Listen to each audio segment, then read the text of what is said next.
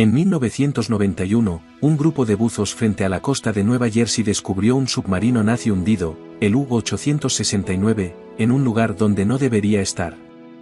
Durante muchos años, los científicos lucharon por resolver el misterio: ¿qué hacía un submarino alemán a 5.000 kilómetros de donde se suponía que había sido hundido? Y en 2025, finalmente descubrieron una verdad aterradora. Resultó que este submarino no había llegado allí por casualidad, y que estuvo a punto de cambiar el curso de la historia mundial. Segunda Guerra Mundial. Imagina las interminables extensiones del Océano Atlántico durante los días más oscuros de la historia de la humanidad. Bajo las olas oscuras acechaba una amenaza mortal, los submarinos alemanes que los aliados llamaban con temor U-boats. Estos depredadores de acero vagaban por las profundidades como tiburones reales, cazando sin piedad a los barcos mercantes. Cada día, cientos de barcos cruzaban el océano llevando suministros vitales a Gran Bretaña: alimentos, petróleo, armas, municiones. Sin estos suministros, el Reino Unido estaba condenado al hambre y a la derrota. Adolf Hitler lo sabía muy bien, por lo que los submarinistas alemanes recibieron una orden simple y cruel: hundir todo lo que se moviera bajo la bandera de los aliados. Las estadísticas de esa guerra son espeluznantes. En 6 años de combate, los submarinos alemanes enviaron al fondo del mar más de 3.500 barcos. Eso supuso la pérdida de 14 millones de toneladas de carga y decenas de miles de vidas. Cada mes, el Atlántico se convertía en un cementerio para nuevos barcos, y parecía que los lobos de acero del Reich eran imparables. Pero entre los cientos de submarinos de la Kriegsmarine, uno era especial. Su historia comenzó en un astillero de Bremen, donde, entre el ruido de los martillos y las máquinas de soldar, nació el U-869. El 5 de octubre de 1943, este submarino tipo IXT-40 fue botado entre los aplausos de los trabajadores y la marcha ceremonial de una banda militar. Con casi 77 metros de eslora, equipado con 6 tubos lanzatorpedos y capaz de transportar 22 torpedos, era una auténtica máquina de muerte, un símbolo de la habilidad ingenieril y la ambición militarista del Tercer Reich.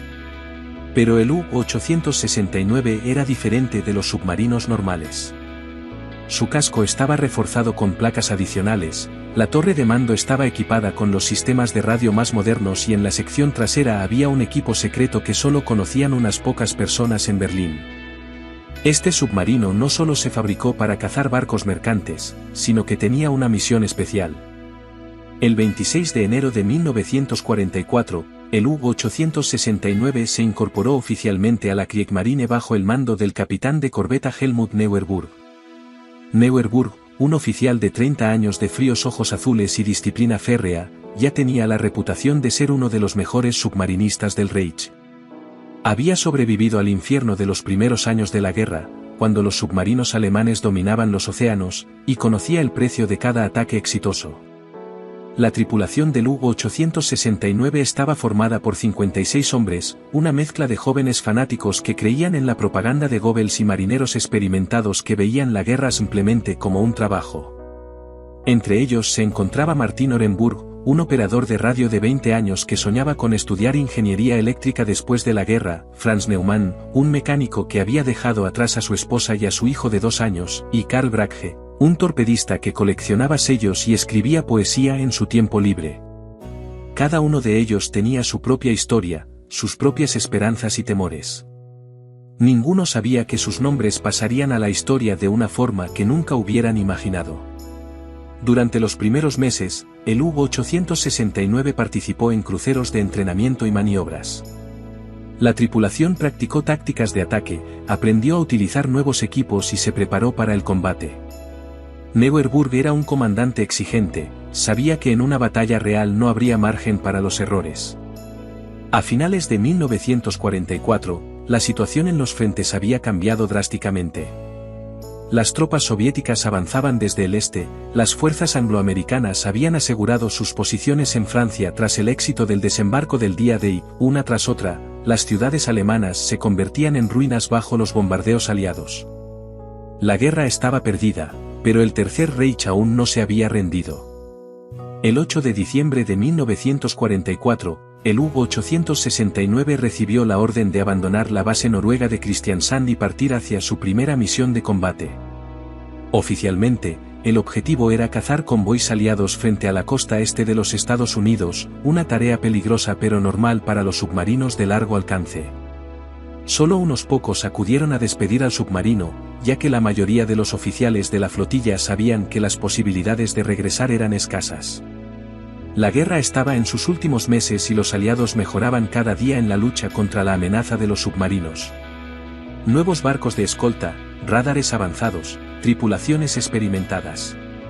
Todo jugaba en contra de los submarinistas alemanes. El capitán Neuerburg lo sabía muy bien. En su diario, recuperado recientemente, escribió: «Zarpamos sabiendo que nuestras posibilidades de regresar son escasas. Pero cada uno de nosotros ha jurado luchar hasta el final. Si nuestro destino es morir, moriremos como héroes». Los primeros días de la misión transcurrieron con relativa tranquilidad. El U-869 cruzó el Mar del Norte, rodeó las Islas Británicas y entró en el Atlántico abierto. La tripulación se estaba acostumbrando a las condiciones de combate, inmersiones constantes, silencio bajo el agua y la tensa espera de órdenes. El 29 de diciembre de 1944 ocurrió un acontecimiento que cambió por completo el destino del submarino. El mando alemán de submarinos envió nuevas órdenes. En lugar de dirigirse a la costa estadounidense, el U-869 debía ir a Gibraltar, un punto estratégicamente importante donde el Atlántico se encuentra con el mar Mediterráneo. Pero, ¿recibió realmente el U-869 esa nueva orden? Las comunicaciones por radio durante la guerra eran poco fiables, los mensajes se perdían a menudo, se distorsionaban por interferencias o eran interceptados por el enemigo. Es posible que la fatal confusión comenzara justo en ese momento. El 6 de enero de 1945, el U-869 estableció contacto e informó de su posición en algún lugar del Atlántico Norte. El mensaje fue breve y no confirmaba la recepción de nuevas órdenes. El 8 de enero se envió el último mensaje de radio del submarino. Después, silencio total, como si el U-869 se hubiera desvanecido en las profundidades del océano. Pasaron los días, las semanas se convirtieron en meses, pero no había ni rastro del submarino. El mando intentó restablecer el contacto, pero las ondas seguían en silencio. El U-869 había desaparecido sin más en el océano. El 11 de febrero de 1945, los destructores estadounidenses USS Howard de Crow y USS Coiner patrullaban las aguas frente a la costa de Nueva Jersey cuando su sonar detectó un submarino. El contacto era débil y poco claro, pero en tiempos de guerra no había lugar para las dudas, se trataba de un submarino enemigo. Los capitanes de los barcos decidieron atacar. Durante varias horas, los destructores lanzaron docenas de cargas de profundidad, barriendo metódicamente la zona donde se creía que se encontraba el submarino. Las explosiones sacudieron el agua, lanzando restos y manchas de aceite a la superficie. El ataque se consideró un éxito.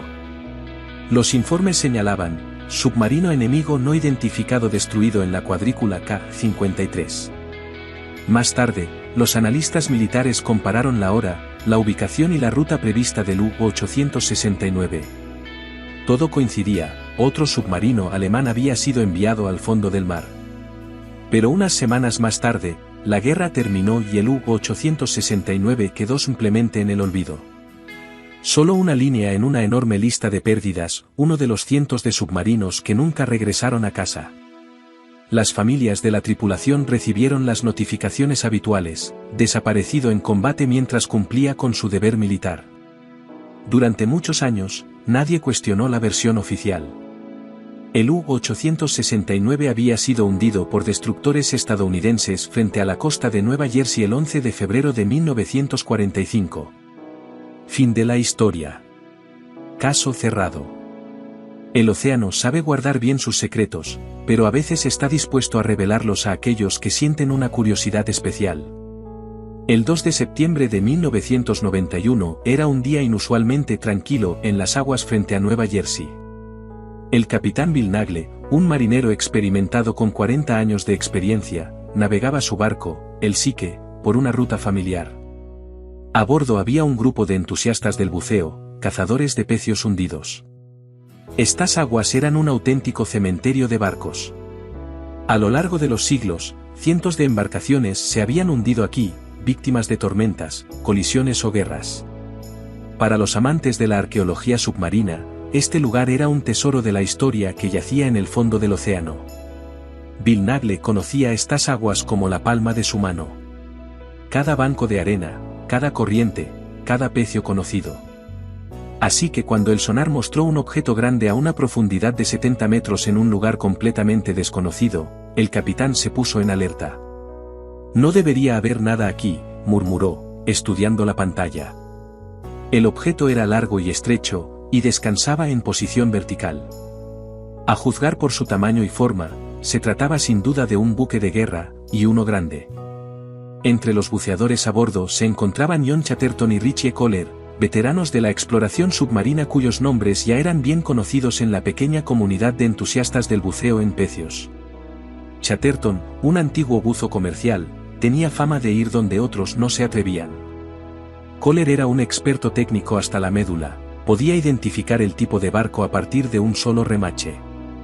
Bucear a 73 metros de profundidad en las frías y turbias aguas del Atlántico no es divertido para los débiles de corazón.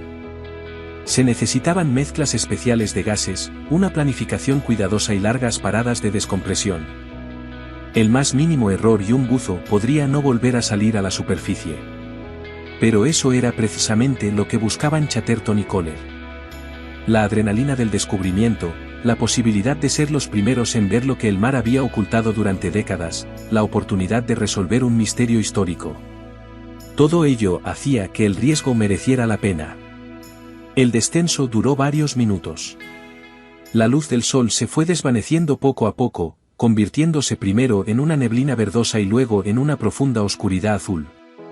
A 70 metros, los buzos encendieron sus potentes linternas y lo que vieron les hizo acelerar el corazón. De la oscuridad emergió un largo casco metálico, cubierto por años de crecimiento marino y redes de pesca. La torre de mando con su distintivo periscopio, los tubos lanzatorpedos en la proa, los restos de cañones antiaéreos, todo apuntaba a un submarino de la Segunda Guerra Mundial. Pero, ¿qué tipo de submarino era? ¿Estadounidense? ¿Alemán? No había marcas visibles bajo las capas de óxido y crecimiento marino. El casco estaba muy dañado, un enorme agujero en el centro sugería una explosión catastrófica. La primera inmersión duró solo 20 minutos, el tiempo que se podía pasar con seguridad a esa profundidad. Pero fue suficiente para darse cuenta de que habían encontrado algo especial. El submarino era grande, claramente oceánico, y no coincidía con ningún barco conocido que se hubiera perdido en esas aguas. Los buzos apodaron al hallazgo, Uhu, el submarino misterioso. ¿Quién lo construyó? ¿Cuándo se hundió? ¿Qué le pasó a la tripulación? Había muchas preguntas y ni una sola respuesta. Los años siguientes se convirtieron en una obsesión para un pequeño grupo de entusiastas. Cada fin de semana, cuando el tiempo lo permitía, el Psyche regresaba al lugar. Los buzos se sumergían en la fría oscuridad y pasaban preciosos minutos entre los restos, tratando de encontrar la clave del misterio. Cada inmersión era extremadamente peligrosa.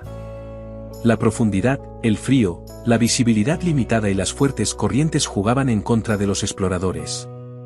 El interior del submarino estaba lleno de escombros, cables enredados y tuberías, lo que lo convertía en una trampa mortal para los buzos descuidados.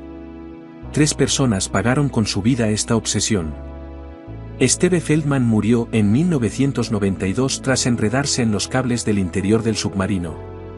Intentaba llegar a la sala de radio cuando un cable roto se enredó en sus tanques. Cuando sus compañeros lo encontraron, ya era demasiado tarde. Chris Rouse murió de una embolia gaseosa en 1993. Subió a la superficie demasiado rápido tras una inmersión de 30 minutos, incumpliendo las normas de descompresión. Se formaron burbujas de nitrógeno en su sangre, bloqueando sus vasos sanguíneos. Murió en el hospital tras varias horas de agonía. Charlie McGeer desapareció en los compartimentos del submarino en 1996. Estaba explorando la sección trasera cuando de repente dejó de responder a las señales. Su cuerpo nunca fue encontrado, lo más probable es que permaneciera en algún lugar del laberinto del barco hundido. Pero con cada inmersión, la imagen se hacía más clara. Los buzos seguían encontrando más pruebas de que se trataba de un submarino alemán. Instrumentos con letras góticas, piezas con marcas de la Kriegsmarine, restos de equipo alemán. Todo apuntaba al origen de la embarcación. En uno de los camarotes se encontraron objetos personales de la tripulación. Un kit de afeitado en un estuche impermeable, una fotografía de una mujer joven con un niño en brazos, un cepillo de dientes con las iniciales, MH, grabadas en el mango. Estos pequeños objetos hicieron que la tragedia se sintiera más personal, no eran solo unos enemigos anónimos los que habían muerto allí, sino personas reales con esperanzas y miedos. Pero el mayor misterio seguía siendo la identidad del submarino. ¿Qué submarino alemán en concreto yacía en el fondo de la costa de Nueva Jersey? Según todos los registros oficiales, ningún submarino había naufragado en esas aguas. Eso significaba que los buzos habían encontrado un barco fantasma. El gran avance se produjo durante una de las inmersiones de 1995. John Chatterton estaba explorando los camarotes de los oficiales cuando observó un tenue brillo bajo unos muebles rotos. Tras retirar con cuidado los escombros, sacó un pequeño objeto metálico. Era un cuchillo, no un arma de combate, sino un cuchillo de mesa normal, como los que se utilizan en los comedores de los barcos. En el mango había grabado un nombre, Orenburg. Un nombre alemán sencillo, pero para los historiadores era la clave de un gran misterio. Martin Orenburg, 20 años, operador de radio de segunda clase. Su nombre figuraba en los archivos como miembro de la tripulación del submarino U-869, que, según los registros oficiales, había sido hundido cerca de Gibraltar en febrero de 1945. Pero si ese era realmente su cuchillo, ¿dónde estaba el verdadero U-869? Otros descubrimientos no dejaron lugar a dudas. Partes de un motor diésel con números de serie que coincidían con los registros del U-869. Piezas del casco con las marcas del astillero de Bremen. Tubos lanzatorpedos con números que figuraban en el armamento oficial del submarino. En 1997, tras 6 años de peligrosas inmersiones y minuciosas investigaciones, la Marina de los Estados Unidos finalmente lo confirmó: el submarino hundido frente a la costa de Nueva Jersey era efectivamente el U-869. La confirmación suscitó más preguntas que respuestas. ¿Cómo es posible que un submarino que, según todos los documentos, debía estar patrullando cerca de Gibraltar, acabara a 5.000 kilómetros de ese lugar? ¿Por qué no había emitido ninguna señal de radio? Y lo más importante, ¿qué hacía frente a la costa estadounidense? El estudio de los restos reveló detalles sorprendentes. El U-869 fue destruido de forma instantánea y totalmente inesperada. Todos los tubos lanzatorpedos estaban sellados, el submarino no había disparado ni un solo tiro. No había señales de una emergencia que hubiera obligado a salir a la superficie, ni señales de SOS, ni pruebas de una lucha por la supervivencia. Algo destruyó el U-869 sin previo aviso, sin dar a la tripulación ninguna oportunidad de escapar. Pero, ¿qué fue exactamente? Una vez que quedó claro que los restos frente a la costa de Nueva Jersey pertenecían al submarino alemán U-869, los investigadores se enfrentaron a una nueva pregunta: ¿cómo se hundió exactamente? La respuesta resultó ser tan misteriosa como el propio descubrimiento. Había 2 teorías principales, cada una con sus defensores y detractores. La primera teoría sugería la autodestrucción. Los torpedos alemanes durante la guerra eran armas potentes, pero lejos de ser perfectas.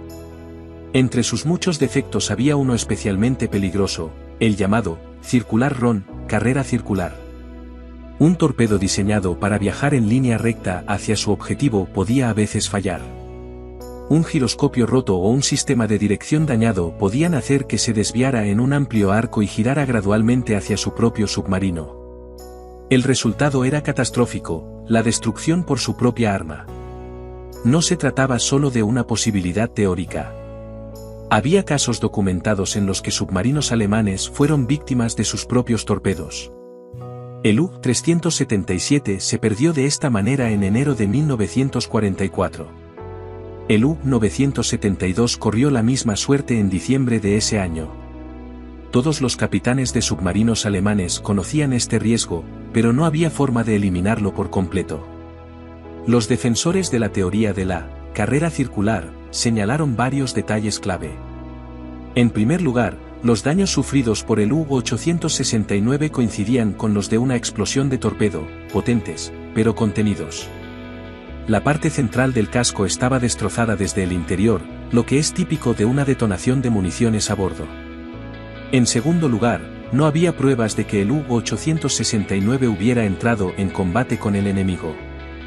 Los tubos lanzatorpedos permanecían sellados, lo que significa que el submarino aún no había encontrado un objetivo o se estaba preparando para un ataque, pero no tuvo tiempo de disparar. En tercer lugar, el lugar del hundimiento coincidía con una zona en la que los submarinos alemanes patrullaban activamente. Es muy posible que el U-869 estuviera cazando convoys estadounidenses cuando se produjo la tragedia. Pero esta teoría también tenía puntos débiles. Porque el capitán Neuerburg, un submarinista experimentado, decidió atacar en aguas donde era evidente la presencia de fuerzas antisubmarinas. ¿Dónde estaban los registros de sus intenciones en el diario de a bordo? Y, sobre todo, ¿por qué la tripulación no intentó salvarse? La segunda teoría sugería que el U-869 fue destruido por las fuerzas estadounidenses. El USS Howard de Croy y el USS Coiner atacaron, de hecho, un submarino el 11 de febrero de 1945 en la misma zona. Sus cargas de profundidad podrían haber hundido un submarino alemán. Esta versión parecía lógica y estaba respaldada por documentación. Los informes de los barcos estadounidenses registraban claramente un ataque a un submarino no identificado. La hora, el lugar y las circunstancias apuntaban a una conexión entre este ataque y el hundimiento del U-869. Además, la táctica era típica de esa etapa de la guerra. Las fuerzas antisubmarinas estadounidenses operaban de forma agresiva y eficaz. Detectar un submarino desconocido significaba automáticamente lanzar un ataque, no había tiempo para confirmar su identidad. Pero incluso aquí surgieron preguntas. Las coordenadas del ataque no coincidían exactamente con la ubicación donde se encontraron los restos del U-869. La diferencia era de varias docenas de kilómetros, lo que no era crítico, pero sí suficiente para suscitar serias dudas. Además, la naturaleza de los daños no se correspondía del todo con lo que cabría esperar de las cargas de profundidad. Estas armas suelen destrozar el casco de un submarino en muchos fragmentos, pero el U-869 había conservado su estructura general, a pesar de los graves daños. El estudio del interior añadió más misterios. En algunos compartimentos, los buzos encontraron indicios de un repentino aumento de la temperatura. Las piezas metálicas estaban deformadas como si hubieran sido golpeadas por una onda expansiva interna. Esto se parecía más a la detonación de municiones que a un impacto externo. En la sala de radio, algunos equipos habían sobrevivido. Aunque varios dispositivos estaban destrozados, parte del equipo de radio permanecía relativamente intacto. En un transmisor, los buzos encontraron rastros de un último mensaje, una señal de radio parcial que nunca se envió. Descifrar el fragmento llevó meses. Los expertos utilizaron métodos criptográficos, libros de códigos de la Kriegsmarine y programas informáticos para restaurar el texto. El resultado fue intrigante. Contacto con el enemigo, preparándose para atacar, posición. ¿Qué significaban esas palabras? ¿Estaba el U-869 a punto de atacar un barco estadounidense? ¿O intentaba informar de que había sido detectado? El mensaje de radio incompleto solo añadía más preguntas. Algunos investigadores propusieron una versión intermedia. Quizás el U-869 había sido atacado por barcos estadounidenses, había resultado dañado, pero no se hundió de inmediato. En un intento por contraatacar, la tripulación podría haber lanzado un torpedo que, debido a los daños en su sistema de guía, dio la vuelta y golpeó su propio submarino, acabando con él. Esta teoría explicaba muchas contradicciones, la naturaleza de los daños, la presencia de barcos estadounidenses y los indicios de una explosión interna. Pero seguía siendo solo una teoría, sin pruebas directas. Pasaron los años y el misterio del U-869 seguía sin resolverse. Los buzos continuaron explorando los restos del naufragio, los historiadores discutían los detalles de la batalla final y las familias de la tripulación perdida finalmente tenían un lugar donde llorar a sus seres queridos. Pero la verdadera causa de la destrucción del submarino seguía siendo desconocida. Algunos detalles impactaron especialmente a los investigadores. En el comedor, todavía había tazas con restos de café sobre las mesas, la tripulación había sido sorprendida durante una comida normal. En una de las literas se encontró un libro abierto, Fausto, de Goethe, con un marcapáginas a mitad de la lectura. En el camarote del capitán Neuerburg encontraron una carta dirigida a su esposa en Hamburgo. Estaba escrita con una letra cuidada y comenzaba con las palabras: Mi querida Gretchen, no sé si esta carta te llegará alguna vez, pero quiero que sepas que pienso en ti cada minuto de esta misión. La carta nunca se terminó. La tinta se había borrado con el agua del mar, convirtiendo las últimas líneas en manchas ilegibles. Pero la mera existencia de la carta lo decía todo, el capitán se había preparado para la muerte y quería dejar sus últimas palabras a la mujer que amaba. En la sala de máquinas, los buzos encontraron otro misterio. Alguien había grabado unos símbolos extraños en un mamparo metálico, no eran letras alemanas ni números, sino formas geométricas. Círculos atravesados por líneas, espirales, triángulos con puntos en su interior. ¿Qué significaban? ¿Un mensaje? ¿Los últimos pensamientos de un moribundo? ¿O algo más? Los expertos en símbolos militares alemanes no pudieron descifrar las marcas. No coincidían con ningún sistema conocido utilizado por la Kriegsmarine. Aún más desconcertante era el estilo del grabado, demasiado preciso para alguien en estado de pánico, demasiado deliberado para ser simples rayones aleatorios. Un detalle intrigó especialmente a los investigadores. En el compartimento de torpedos, encontraron una extraña modificación en uno de los torpedos. Su ojiva había sido sustituida por un extraño dispositivo, un cilindro metálico cubierto de antenas y cables. No había nada parecido en ningún archivo alemán. ¿Qué era? ¿Un arma secreta? ¿Un dispositivo de reconocimiento?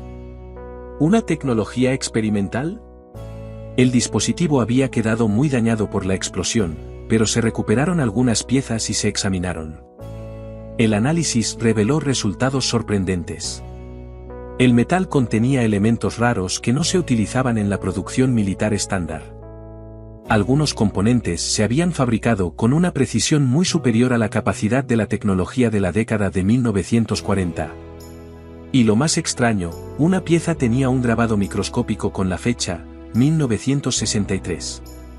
¿Cómo podía un torpedo alemán de la Segunda Guerra Mundial contener un componente fabricado 18 años después del fin de la guerra? ¿Era un error o un engaño? Pero, ¿quién se tomaría la molestia de colocar piezas falsas en un submarino destrozado? Los misterios seguían creciendo y las respuestas seguían disminuyendo.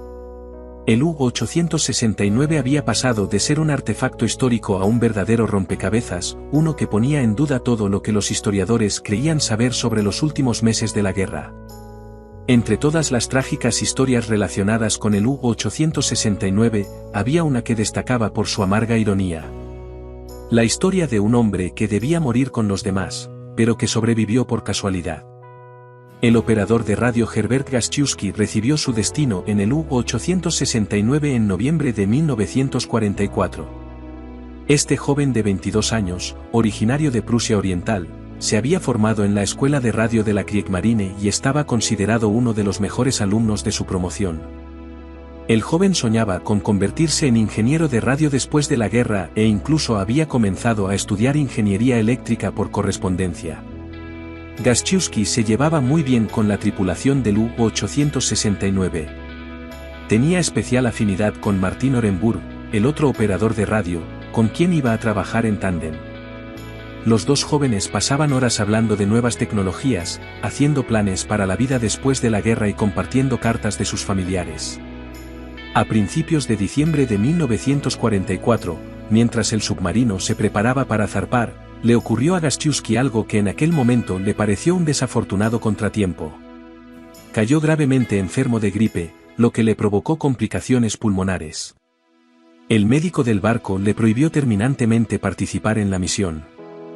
Recuerdo cómo lloré entonces, recordaba Gaszewski muchos años después. Sentía que mis compañeros se marchaban para cumplir un gran deber y yo me quedaba atrás por un estúpido resfriado. Me sentía como un cobarde y un traidor. En lugar de Gaszewski, se envió a bordo del U-869 al operador de radio Klaus Weber, llamado desde la reserva. Este joven de 24 años y padre de 2 hijos vio la misión como una oportunidad para participar por fin en un combate real y demostrar su valía. El 8 de diciembre de 1944, Gaszewski se encontraba en el muelle viendo partir el submarino. El U-869 se alejó lentamente de la costa, a través de sus prismáticos, pudo ver los rostros de sus compañeros en el puente. Orenburg le hizo un gesto con la mano, el último, como se supo muchos años después. Después de que el U-869 fuera enviado, Gaszewski fue trasladado al servicio de radio en tierra. Recibía mensajes de los submarinos en el mar y los transmitía al cuartel general de la flota. Fue él quien recibió la última señal de radio del U-869 el 8 de enero de 1945.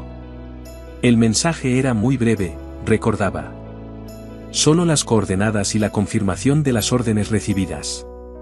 Nada inusual. Nunca imaginé que sería la última señal de mis amigos. Cuando se perdió el contacto con el U-869, Gaszewski pasó varios días intentando restablecer la comunicación. Conocía los indicativos de llamada del submarino y las frecuencias que utilizaban los operadores de radio. Pero las ondas estaban en silencio. El submarino había desaparecido sin dejar rastro. En febrero de 1945 llegó la notificación oficial, el U-869 se daba por perdido con toda su tripulación. Gaszewski lloró la muerte de sus compañeros, pero en aquel momento no se le ocurrió cuestionar la versión oficial. La guerra estaba llegando a su fin, las bajas aumentaban cada día y la pérdida de otro submarino se consideraba una realidad trágica, pero previsible. Después de la guerra, Gaszewski volvió a la vida civil.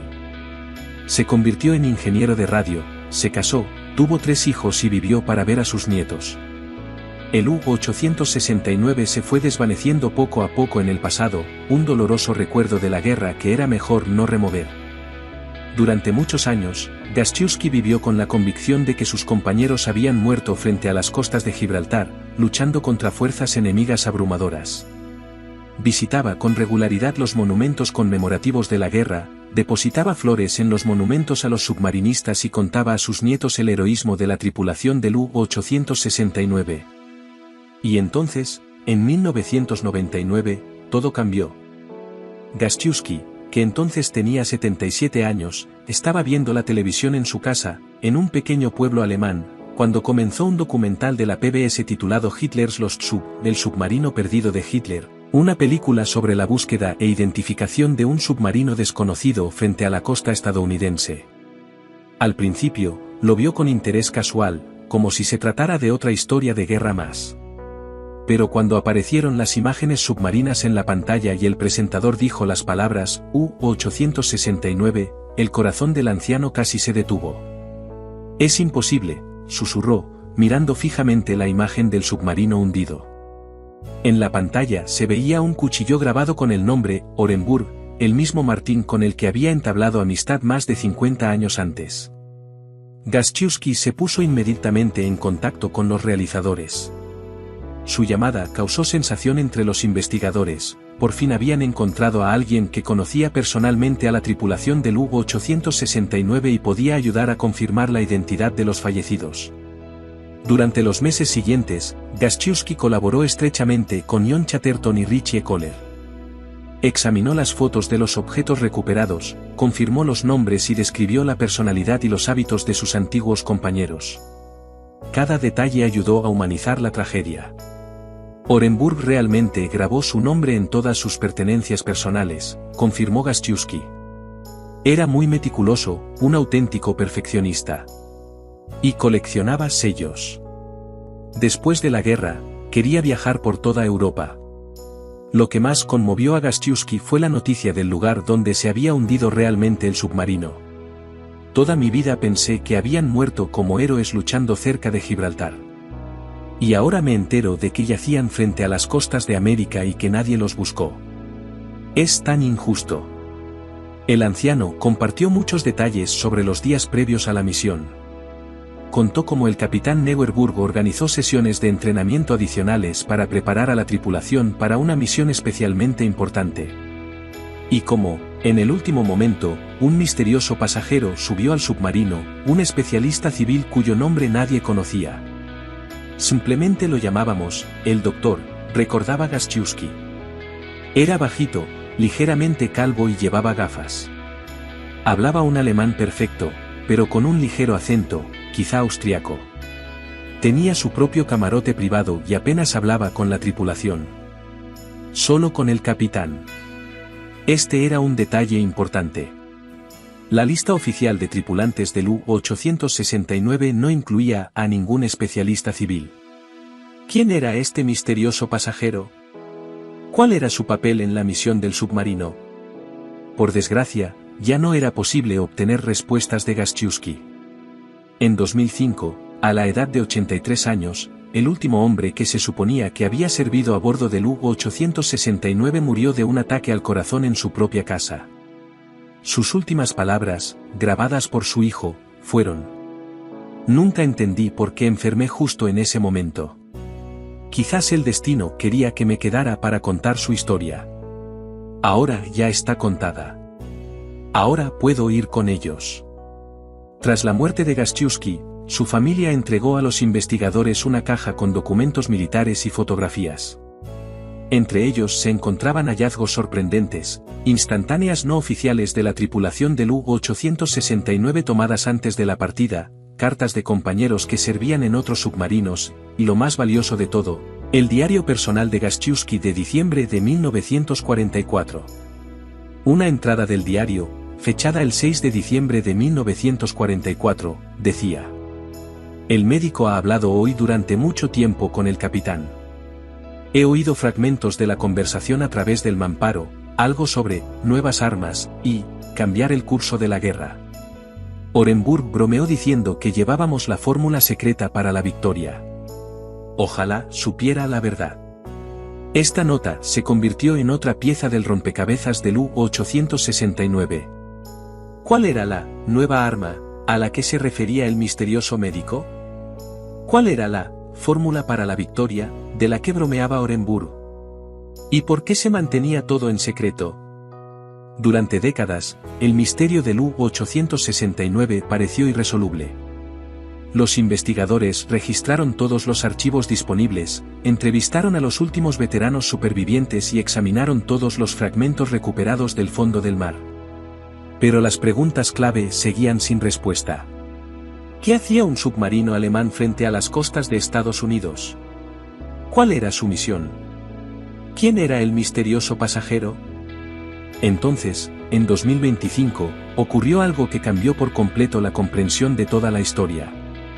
Un equipo internacional de investigadores, dirigido por la doctora Sarah Michei, del Instituto Tecnológico de Massachusetts, obtuvo acceso a una colección de documentos del U-869 que habían estado almacenados durante décadas en los archivos de un museo naval. La mayor parte del material estaba tan dañado por el agua del mar y el paso del tiempo que no se podía leer con los métodos habituales. Pero en 2025, los científicos tuvieron acceso a revolucionarios algoritmos cuántico-neuronales, sistemas de inteligencia artificial de última generación capaces de analizar información de formas que superan con creces la capacidad humana. Estos algoritmos podían recuperar texto a partir de trazas microscópicas de tinta, descifrar mensajes codificados en segundos y analizar la composición química del papel para determinar la antigüedad de los documentos. Incluso los registros completamente manchados se hicieron legibles gracias al análisis de datos a nivel molecular. El proceso de análisis duró varios meses. Los ordenadores cuánticos trabajaron sin descanso, procesando terabytes de datos. Poco a poco, del caos de los documentos dañados, comenzó a surgir una imagen increíble. Los primeros resultados dejaron atónitos a los investigadores. En las notas personales del capitán Neuerburg, que se creían perdidas, se recuperaron fragmentos que arrojaban luz sobre la verdadera misión del U-869. 27 de noviembre de 1944. Recibí órdenes secretas personalmente del almirante Dönitz. Nuestra misión va mucho más allá de la patrulla habitual. El U-869 participará en una operación que podría cambiar el curso de toda la guerra. Aún no se han revelado todos los detalles, pero la magnitud es realmente impresionante. 30 de noviembre de 1944. Me reuní con el Dr. Fischer, nuestro pasajero especial. Ese no es su verdadero nombre, pero se supone que yo no debo saberlo. Es un físico teórico que ha trabajado en proyectos ultrasecretos del Reich. Lo que me contó sobre nuestra misión me hizo replantearme todo lo que creía saber sobre los límites de la ciencia moderna. 3 de diciembre de 1944. El doctor me ha mostrado el dispositivo que llevaremos en lugar de uno de los torpedos. Lo llama Wunderwaffe 7, arma maravillosa número 7. Por fuera, parece un cilindro metálico cubierto de antenas, pero el doctor afirma que este dispositivo podría cambiar el equilibrio de poder en el Atlántico. Las siguientes entradas eran aún más sorprendentes. 5 de diciembre de 1944. Hoy el doctor me ha explicado cómo funciona nuestro cargamento secreto. No es un arma en el sentido tradicional, sino un dispositivo de vigilancia radioelectrónica de una potencia sin precedentes. Puede interceptar y descodificar las comunicaciones por radio del enemigo a una distancia de hasta 1000 kilómetros, incluso las frecuencias más seguras. Pero eso no es lo más importante. El Wunderwaffe 7 no solo puede escuchar, sino que también puede enviar información falsa, imitando las emisoras de radio aliadas. El doctor lo llama camuflaje radioespectral. Podremos proporcionar información falsa al enemigo, llevar sus barcos a trampas y coordinar los ataques de los submarinos con una precisión sin precedentes. Pero esto solo era el principio. Un análisis más detallado de los documentos reveló la existencia de una operación a gran escala que los historiadores nunca habían sospechado. La operación recibía el nombre en clave de Nordhaven, Cuervo del Norte. Era el último y desesperado plan del Tercer Reich para cambiar el rumbo de la guerra en el Atlántico y frustrar el avance final de los aliados hacia Europa. El plan era grandioso y aterradoramente sencillo. En la primavera de 1945, los aliados preparaban un traslado masivo de tropas y equipamiento a través del Atlántico, el empujón final que se esperaba que provocara la derrota de Alemania. Cientos de barcos de transporte, miles de aviones, millones de toneladas de carga. Todo ello debía cruzar el océano en tan solo unas semanas. El alto mando alemán lo tenía muy claro: si esos convoys llegaban a Europa, la guerra estaría perdida para siempre. Solo quedaba una última oportunidad: destruir los transportes en el mar, detener los refuerzos y ganar tiempo para completar el desarrollo de un arma de destrucción masiva increíblemente poderosa en la que aún se estaba trabajando en los laboratorios secretos del Reich. Pero la guerra submarina tradicional ya no era eficaz. Los aliados habían aprendido a combatir con éxito a los submarinos. Sus convoys estaban fuertemente custodiados, los radares de última generación podían detectar submarinos a gran distancia y los aviones patrullaban las rutas marítimas las 24 horas del día. Se necesitaba un enfoque completamente nuevo. Y la operación Nordhaven ofrecía precisamente eso. En lugar de ataques masivos que podían ser fácilmente repelidos por las escoltas, el plan consistía en crear una red de 11 submarinos especiales. Cada uno de ellos llevaba un dispositivo del tipo Wunderwaffe 7 y un especialista en guerra electrónica altamente entrenado. El objetivo de estos submarinos no era hundir barcos con torpedos. Su misión era convertirse en coordinadores invisibles de una trampa masiva. Al interceptar las comunicaciones por radio de los aliados, los submarinos Nordhaven podían conocer las rutas exactas de los convoys, la composición de sus escoltas y el momento de su salida del puerto. A continuación, transmitían órdenes falsas, lo que provocaba que los barcos aliados cambiaran de rumbo, se dispersaran o entraran en zonas donde les esperaban submarinos alemanes normales. Al mismo tiempo, El Wunderwaffe 7 interfería las señales de radio entre los barcos de escolta, creando el caos en su coordinación. Los convoys perdían cohesión y se convertían en blancos fáciles para los ataques con torpedos. Según los estrategas alemanes, la operación Nordhaven podía destruir hasta el 70% de los transportes aliados que se dirigían a Europa. Eso significaría un desastre para la invasión prevista, un retraso de meses, posiblemente, un cambio completo en la estrategia de guerra. El U-869 desempeñó un papel clave en este plan. Como el submarino más avanzado y con la mejor tripulación, debía actuar como buque insignia de la operación, coordinando las acciones de todos los demás submarinos Nordhaven y manteniendo la comunicación entre ellos y el mando de los submarinos en Alemania. El Dr. Fischer no era un simple pasajero, sino el principal desarrollador del Wunderwaffe 7 y el máximo experto del Reich en guerra electrónica. Su verdadero nombre era Dr. Werner Heisenberg Jr., sobrino del famoso físico y brillante científico por derecho propio, que trabajaba en los programas de armamento más avanzados del Tercer Reich. Pero la operación Nordhaven requería una coordinación perfecta y un secreto absoluto. La más mínima filtración de información convertiría todo el plan en una misión suicida. Por eso, el U-869 mantuvo un estricto silencio radiofónico hasta la fase activa de la operación. Los documentos descifrados revelaron que la fase activa de Nordhaven estaba prevista para el 15 de febrero de 1945, precisamente cuando los servicios de inteligencia alemanes esperaban que el mayor convoy aliado zarpara de la costa este de Estados Unidos. Pero el 8 de enero de 1945, algo salió mal. El último mensaje de radio del U-869 contenía una señal de socorro cifrada. Detectado por fuerzas antisubmarinas. Dispositivo en peligro. Manteniendo protocolo de silencio. Ejecutando plan alternativo. ¿Cuál era el plan alternativo? Los algoritmos encontraron la respuesta en instrucciones secretas dadas a los capitanes de los submarinos Nordhaven. Si existía un peligro real de que el Wunderwaffe 7 fuera capturado por el enemigo, se ordenaba a la tripulación destruir el dispositivo y toda la documentación relacionada, a cualquier precio, incluso a costa de sus propias vidas. El capitán Neuerburg se enfrentó a una elección: intentar escapar, arriesgándose a que capturaran el dispositivo ultrasecreto, o destruir el submarino junto con la tripulación para proteger los secretos de la operación Nordhaven. Eligió el deber. El 11 de febrero de 1945, el U-869 fue localizado por destructores estadounidenses.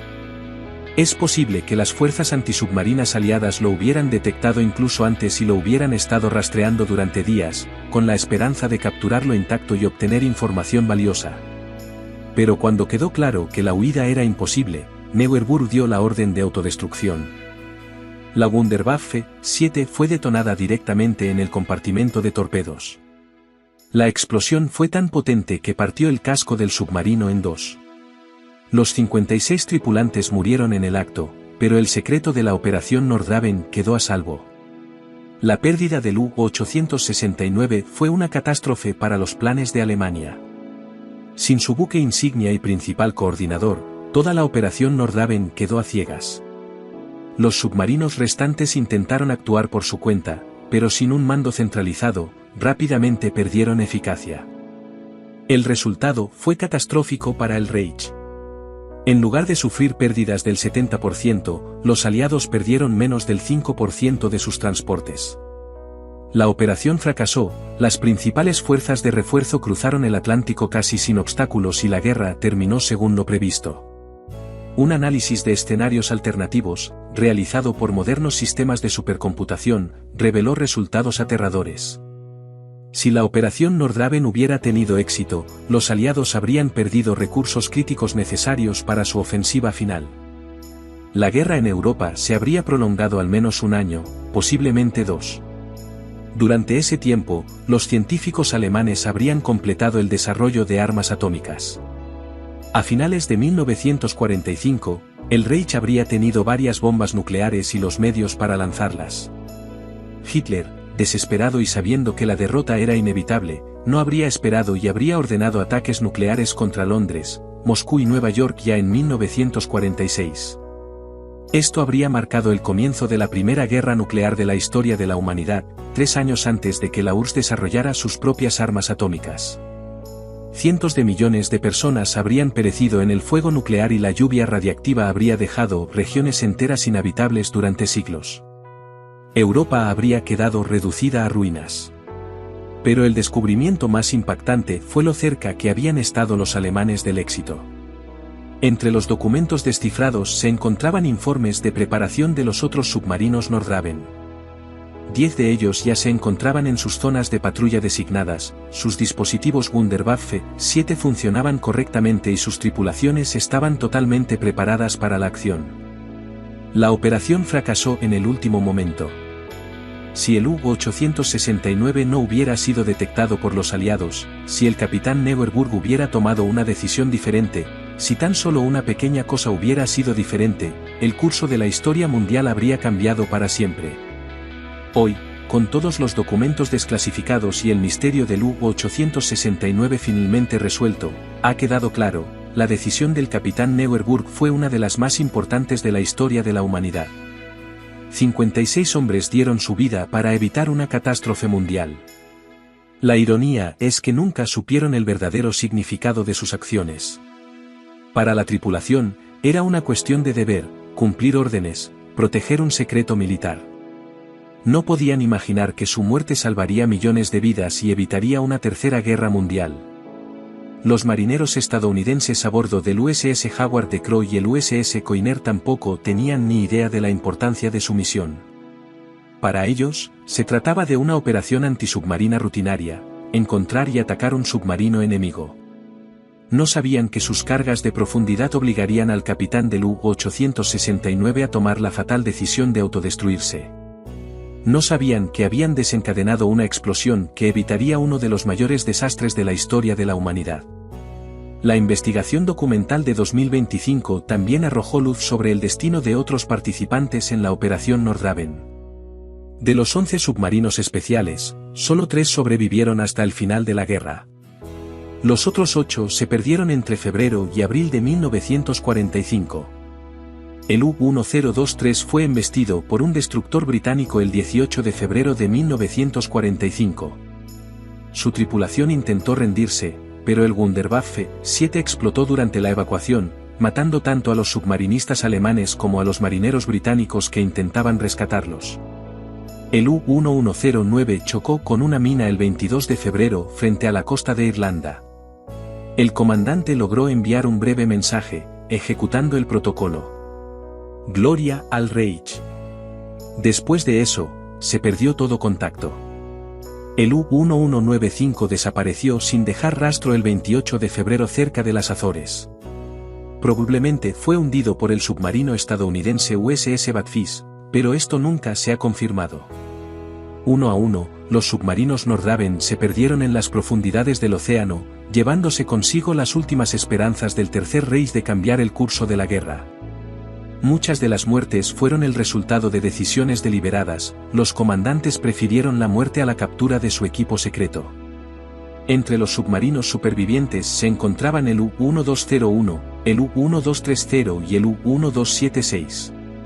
Tras la guerra, sus tripulaciones guardaron silencio sobre sus misiones durante muchos años.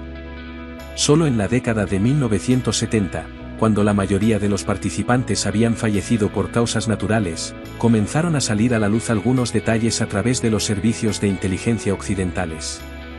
El antiguo comandante del U-1201, el Oberleutnant Kurt Steinbach, declaró en una entrevista en 1978: «Sabíamos que transportábamos algo especial, pero no comprendíamos la magnitud de la operación. Solo ahora, 30 años después, empiezo a darme cuenta de lo que podría haber pasado si hubiéramos tenido éxito». Cuando recibimos la noticia de que el U-869 se había perdido, lo entendimos, la operación había fracasado. Sin el coordinador, no éramos más que submarinos aislados dispersos por los océanos del mundo. Pero las órdenes eran órdenes, así que continuamos patrullando, esperando la señal para atacar. Esa señal nunca llegó. Steinbach también confirmó el papel central del U-869 en la operación. Neuerburg era el mejor de nosotros. Su submarino transportaba el dispositivo principal, el que podía controlar todas las demás unidades de la Wunderwaffe. Cuando murió, no solo perdimos a nuestro comandante, sino también la capacidad de operar como uno solo. El descifrado del documento de 2025 reveló otro hecho aterrador: la Operación Nordraven era solo la primera fase de un plan mucho más amplio llamado Ragnarok, el crepúsculo de los dioses.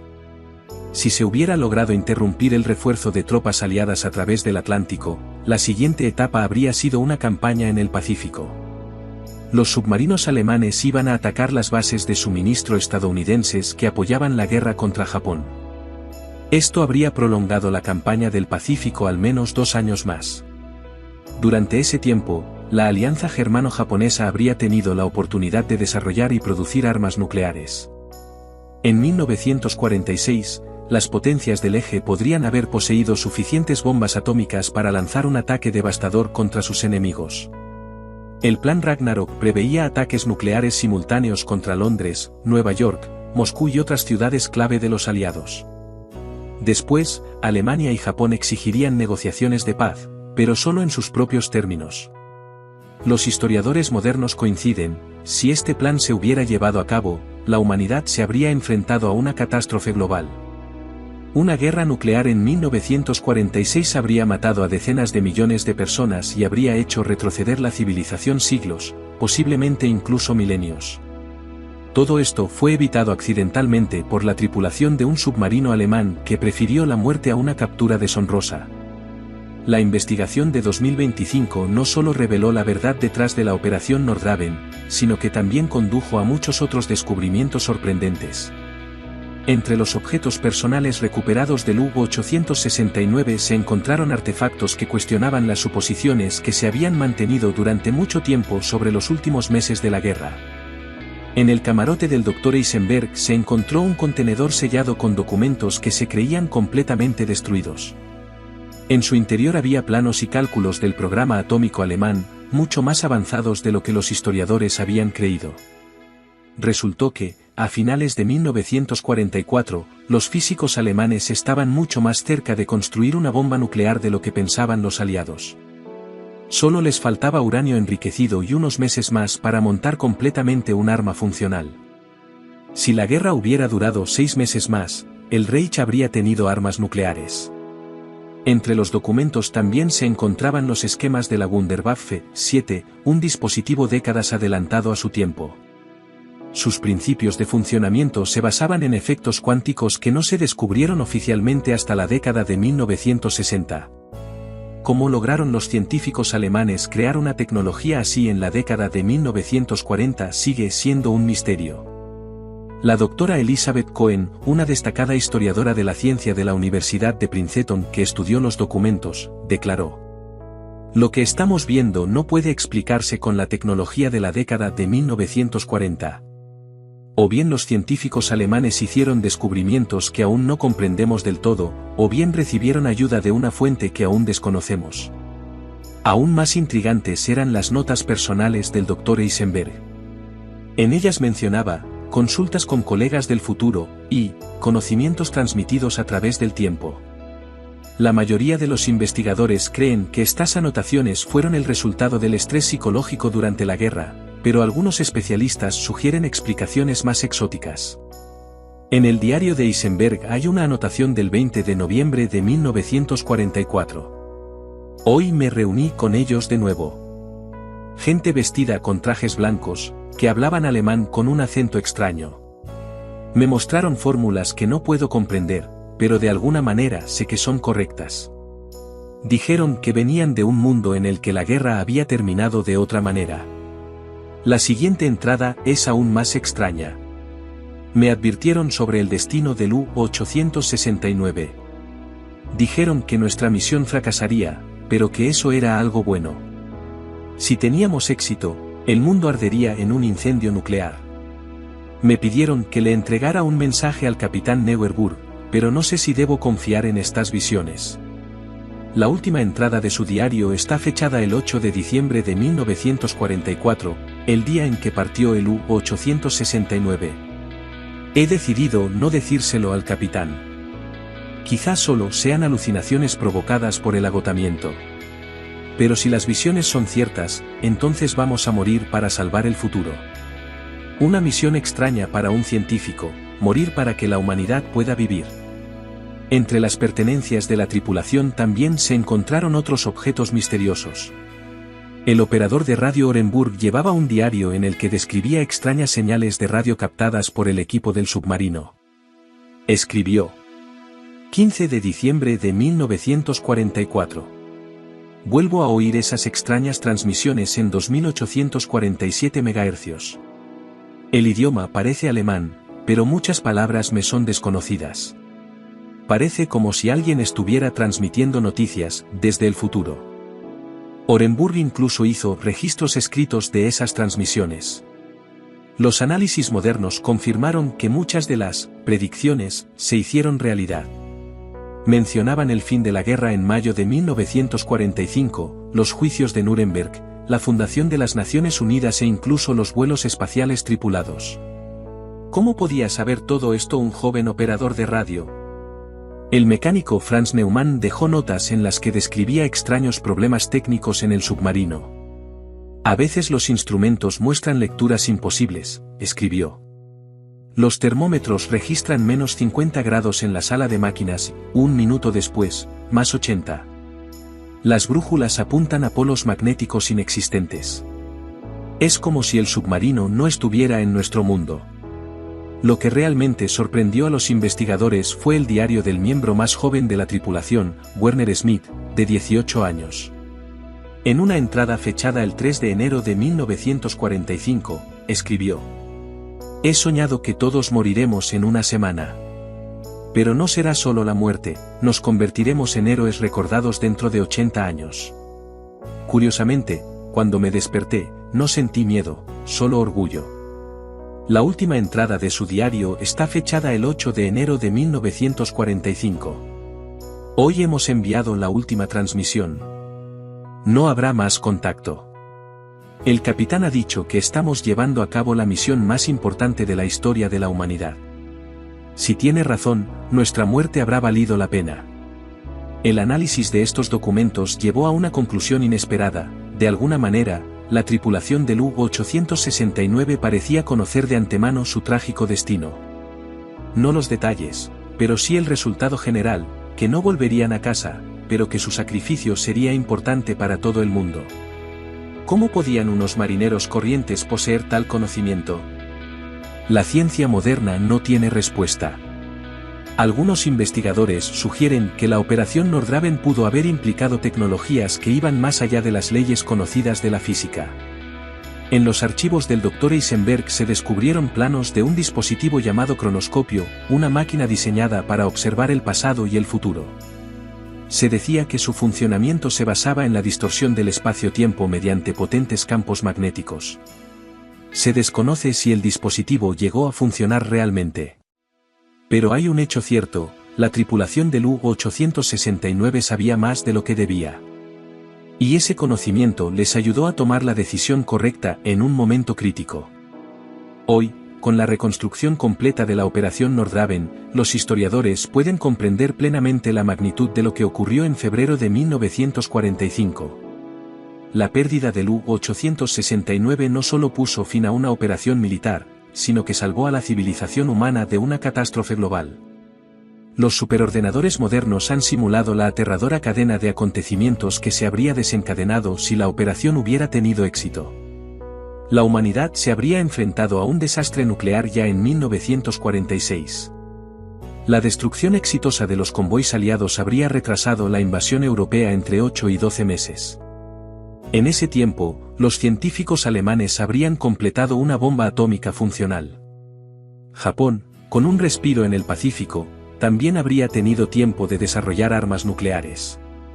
A finales de 1946, las potencias del eje habrían poseído suficientes ojivas nucleares para ejecutar el Plan Ragnarok, ataques simultáneos contra Londres, Nueva York, Moscú, Leningrado y Washington. Hitler, desesperado y viendo la derrota como inevitable, no habría esperado.